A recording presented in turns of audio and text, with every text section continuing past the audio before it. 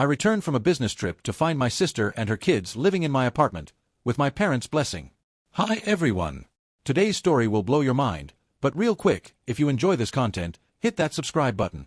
Channel's been a bit quiet lately, and your support keeps it all going. Let's jump in. I'm a 28-year-old guy who's been living in my own apartment for the past 3 years. I work in software development, and I've always valued my independence and personal space. 2 weeks ago, I left for a business trip to meet with clients across the country. Everything was normal when I left. My apartment was clean, organized, and exactly how I like it. That all changed when I got back. I unlocked my door, exhausted from travel, only to find my sister Sarah, 25F, and her 3 kids, ages 7, 5, and 3, fully moved into my place. I'm not talking about a few bags for an overnight stay. I'm talking furniture rearranged, toys everywhere, children's clothes in my spare bedroom, and food I definitely didn't buy filling my refrigerator. For a moment, I thought I'd entered the wrong apartment. Then my sister walked out of the bathroom, completely unsurprised to see me. "Oh, you're back," she said casually, like this was perfectly normal. "Mom said you'd be home today." I stood there, key still in hand, too shocked to respond. The kids ran over, excited to see their Uncle James, while I tried to process what was happening.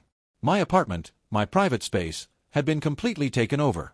When I finally found my voice, I asked what the hell was going on.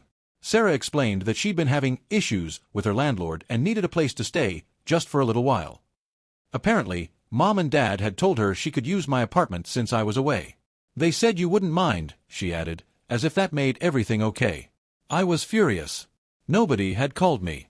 Nobody had texted.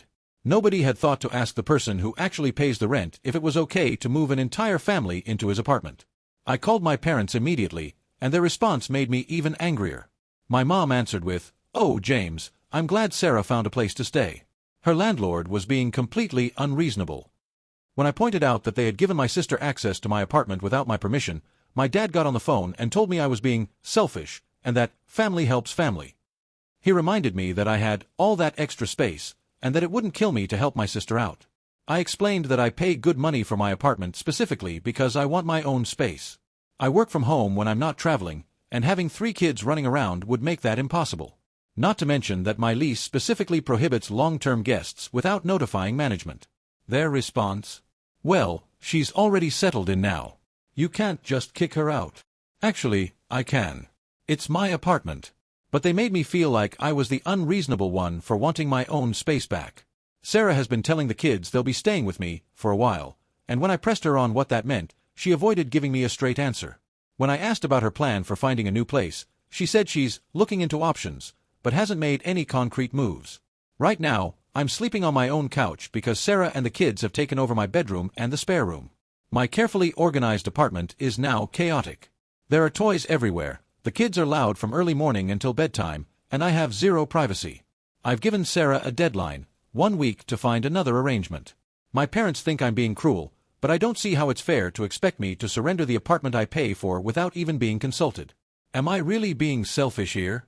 How do I get my space back without creating a family crisis? Update: the unauthorized key. First, I want to thank everyone for the comments and support on my original post. It helped me feel less crazy for being upset about this situation. Things have escalated since I last posted. After many of you suggested I find out how Sarah got into my apartment in the first place, I had a direct conversation with her. Turns out, she didn't break in. My parents gave her a key. Yes, you read that correctly. My parents had a spare key to my apartment, for emergencies only, which they apparently decided to hand over to my sister without telling me. When I confronted them about this, their response was infuriating. "We knew you'd make a big deal out of it," my mother said. "Sarah needed help, and you were away.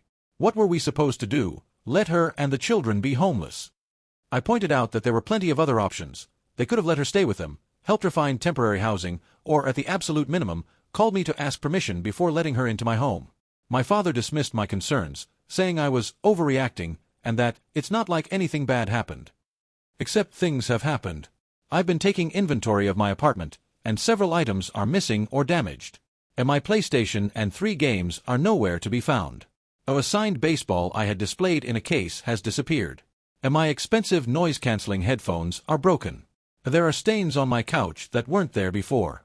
Someone drew on my bedroom wall with markers. When I asked Sarah about these things, she got defensive. She claimed she doesn't know anything about the PlayStation or baseball, suggested the headphones were probably already broken, and said the wall drawing and stains were just kids being kids. I then discovered the kids had been sleeping in my bed while I was gone. My expensive sheets that I specifically bought because they help me sleep better are stained with what looks like juice or Kool-Aid. Sarah's response? They'll wash out. Stop being so materialistic. This situation has moved beyond just an invasion of privacy. It's now about respect for my property and boundaries. I've changed the locks, which I paid for myself, even though the landlord offered to split the cost after I explained the situation. I've also informed Sarah that the 1-week deadline still stands, and I've made it clear to my parents that they will never have access to my apartment again.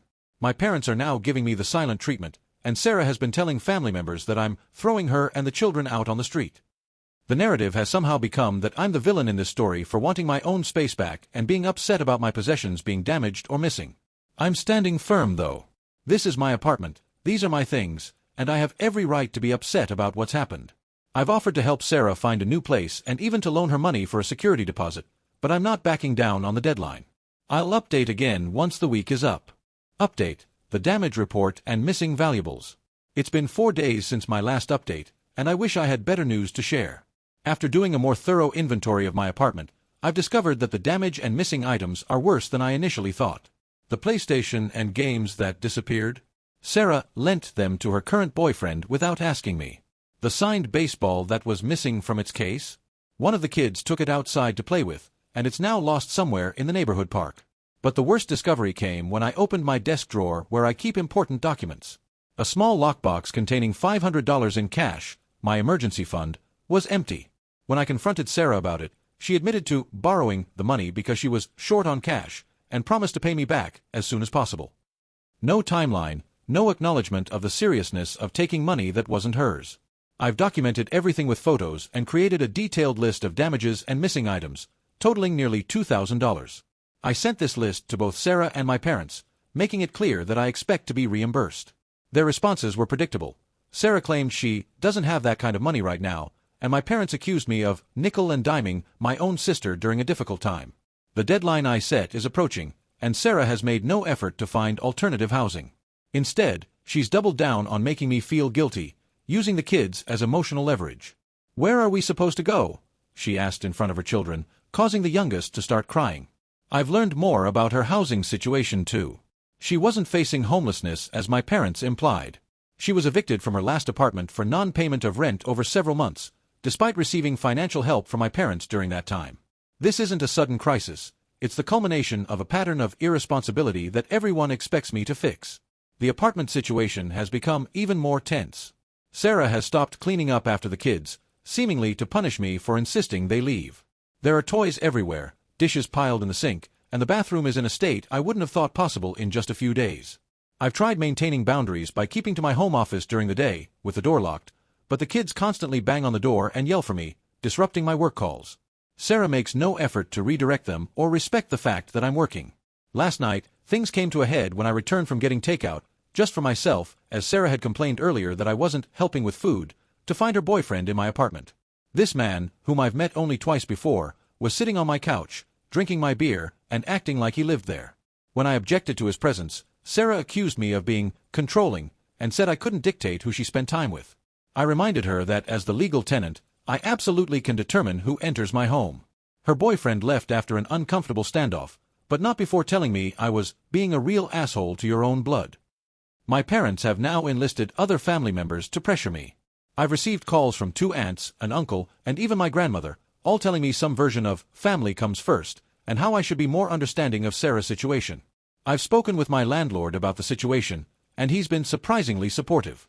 He confirmed that having undeclared residence is against my lease terms, but said he'd work with me given the circumstances. He's also suggested that if Sarah refuses to leave, we may need to begin formal eviction proceedings, even though she's not on the lease. I'm hoping it doesn't come to that, but I'm preparing for the possibility. The deadline is in 3 days. I'll update again once it passes.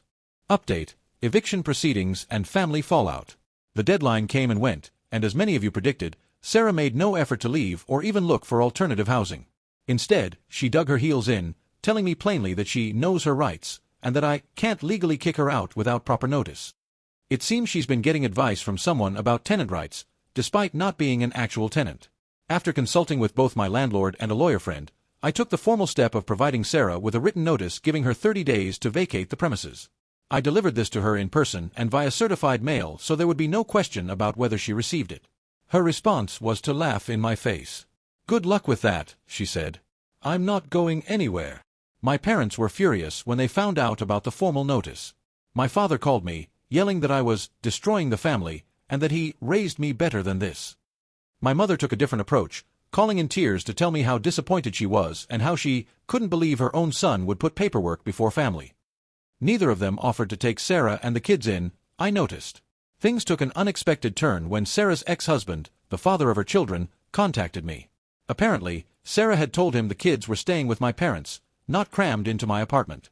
He was upset about the situation and concerned about the living conditions for his children. After hearing the full story, he offered to take the kids full-time until Sarah finds stable housing, saying he'd been trying to get more custody anyway. When Sarah found out I'd spoken to her ex, she completely lost it. She accused me of going behind her back and trying to take her kids away. She became so hostile that I no longer felt comfortable staying in my own apartment. I've temporarily moved in with a friend while still paying rent for my place. The most shocking development came yesterday. My landlord called to inform me that there had been a complaint about noise from my unit. When he went to investigate, he found not just Sarah, her kids, and her boyfriend in my apartment, but also 2 additional people, friends of hers who had apparently moved in as well. This was the final straw for my landlord. He's now fully supporting formal eviction proceedings, which have been filed against Sarah as an unauthorized occupant. Because she's established residency by staying there, we have to go through the proper legal channels, but my landlord's attorney is expediting the process as much as possible. I've made it clear to Sarah that if she leaves voluntarily before the eviction is finalized, I won't pursue legal action for the damages and stolen items. Otherwise, I'm prepared to take her to small claims court for the full amount. My parents have now shifted from anger to attempted negotiation. They've offered to pay for a hotel for Sarah for 2 weeks if I drop the eviction proceedings, claiming this would give her time to find a place without the black mark of an eviction on her record. I declined this offer, pointing out that 2 weeks would likely turn into another desperate last-minute situation with the same pressures applied. The broader family is now divided. Some relatives understand my position and have privately reached out to offer support, while others continue to paint me as the villain who's punishing my sister and her children out of selfishness. Through all of this, I've maintained documentation of everything: the condition of my apartment, the unauthorized occupants, the missing items, and all communications. My lawyer friend assures me I'm on solid legal ground, even if the family pressure is intense. The most unexpected outcome of this situation has been my changing relationship with my parents. I've always known they favored Sarah to some degree, but the extent to which they've dismissed my boundaries and rights in this situation has been eye-opening. I've realized that this pattern has existed throughout our lives. Sarah creates problems, my parents enable her, and I'm expected to accommodate both of them without complaint. For the first time, I'm breaking that pattern, and it's simultaneously empowering and heartbreaking. I'll post a final update once the situation is resolved. Final update: resolution and reflection. It's been 2 months since my last update, and I'm finally writing this from my own apartment again. The situation has been resolved, though not without significant family fallout. First, the practical outcome: Sarah and all her unauthorized guests were legally evicted from my apartment. The process took longer than expected due to some delays in the court system, but the sheriff finally came to enforce the eviction notice about 6 weeks after my previous update. Sarah wasn't present for this. She had finally vacated the premises 2 days before the scheduled eviction, taking her remaining belongings with her. The state of my apartment was appalling. Beyond the damages I'd already documented, there were new issues: holes in walls, broken furniture, stained carpets, and what appeared to be deliberate damage to my personal belongings that had been left behind. My landlord was understanding but required the apartment to be restored to its original condition. I paid for the repairs myself initially, around $3,700, to expedite the process and get back into my own space. As for my missing and damaged possessions, I decided to file a small claims suit against Sarah after all, despite my earlier offer to drop it if she left voluntarily. The deliberate damage changed my perspective, and I felt she needed to face consequences for her actions. I was awarded the full amount of $2,150 for the stolen and damaged items, plus the $500 borrowed from my lockbox. Whether I'll ever see that money is another question, but having the judgment on record was important to me. Now, for the family aftermath. Sarah is currently living with our parents. After exhausting all other options and burning bridges with various friends who had temporarily taken her in, she had nowhere else to go. Her children are primarily staying with their father, who filed for emergency custody modification after seeing the living conditions in my apartment. Sarah has weekend visitation but no longer has primary custody. My relationship with my parents has fundamentally changed. After the eviction was enforced, they finally seemed to understand the seriousness of the situation. My mother called to apologize, not for giving Sarah my key or for the invasion of my space, but for how things escalated. It was a partial acknowledgement at best. My father has been less conciliatory.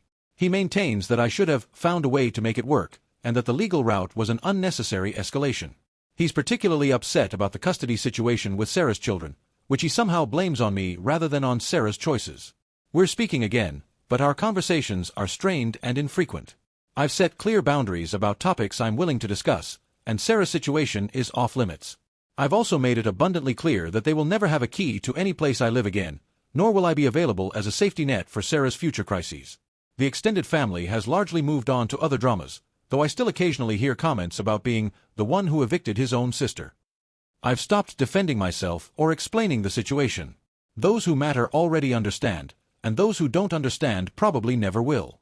The most positive development has been my increased appreciation for true friends. My friend who let me stay with him during the eviction process, my colleagues who accommodated my erratic work situation, and even my landlord who worked with me rather than against me, these people showed me what real support looks like. I've also learned valuable lessons about setting and maintaining boundaries. For years, I accepted the family dynamic where Sarah's needs always came first, and I was expected to adapt. Breaking that pattern was painful but necessary. I no longer feel guilty about protecting my own space, time, and resources. As for Sarah herself, we haven't spoken directly since the eviction. She sent one text message accusing me of ruining her life and taking her children away, which I didn't respond to.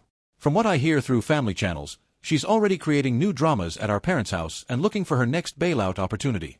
The whole experience has been exhausting and at times heartbreaking, but I know I made the right decisions throughout. My apartment is back to being my sanctuary. My work has stabilized now that I have a quiet space again. And most importantly, I've established that I won't be taken advantage of, even by family. Thank you to everyone who offered advice and support throughout this ordeal. Your validation helped me stay strong when the family pressure was at its worst. Sometimes being the bad guy is necessary when everyone else's version of good means sacrificing your boundaries, your space, and your self-respect.